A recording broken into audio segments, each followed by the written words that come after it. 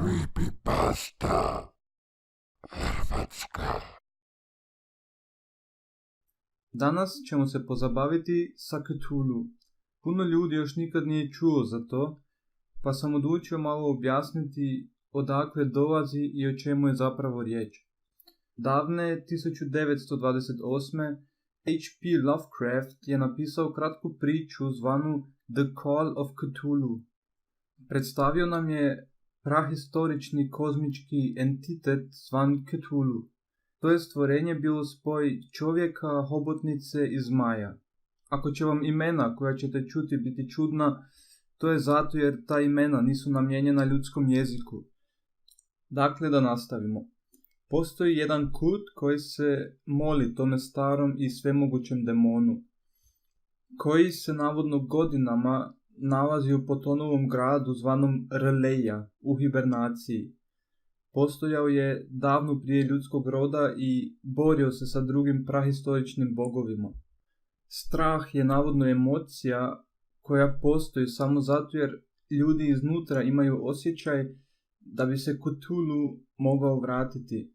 Ako je vjerovati autoru, onda negdje tamo vani postoji stara knjiga zvana Necronomicon.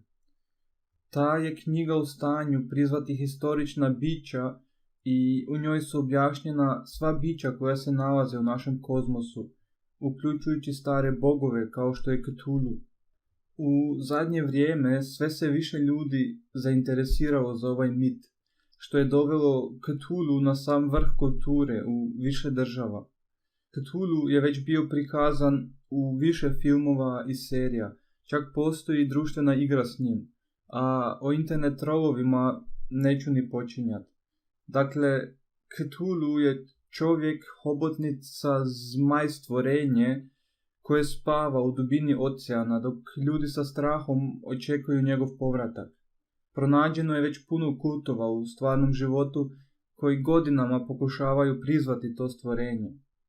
Autor H.P. Lovecraft, koji je nažalost umro u mladim godinama, neće vidjeti kako je njegovo djelo zarazilo skoro cijeli svijet.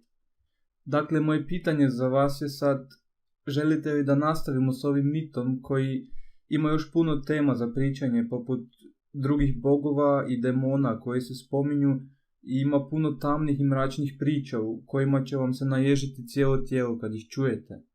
Recite mi u komentare što mislite o ovome i uživajte u ostatku dana.